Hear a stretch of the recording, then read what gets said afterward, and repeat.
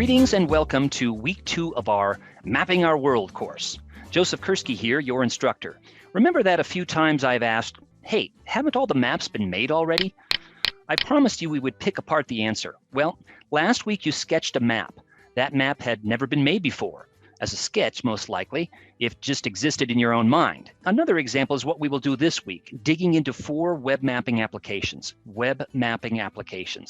As you are learning in this course, a web map in its strict sense can be any map that is online.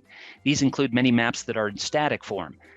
Data cannot be added to these static maps. You cannot change their scales. You cannot embed them in other media. You cannot change the symbology on them.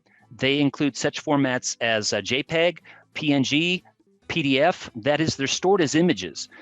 These maps can be excellent teaching and learning resources, to be sure, and they can be used in decision-making in many types of organizations.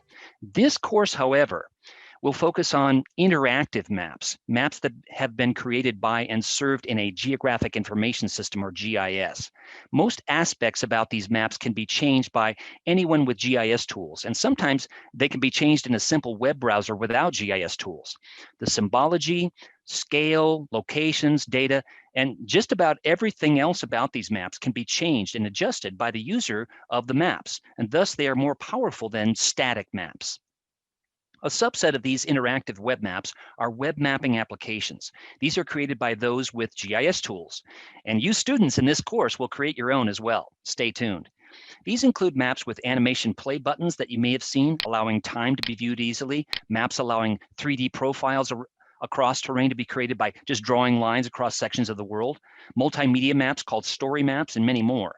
For this module, you'll explore 4 fascinating and powerful web mapping applications so that you can see the power that these maps have to invite exploration and discovery, and again, eventually be creating your own. You'll examine first the Landsat Lens Viewer, number 2, the elevation profile, the migration map, and the water balance map.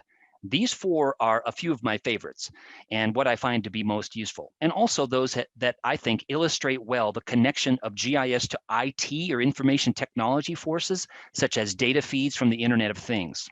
Then we'll have a short discussion following where you will comment on the hands-on mapping investigations you did just a moment ago with these 4 tools. And returning to my question, haven't all the maps been made yet? No.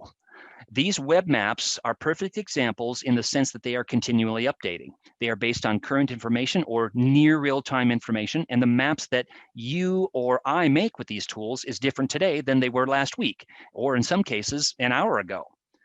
Hey, folks around the world, map on, ooh, my soul. Okay, I digress. See you in week 2. Thanks.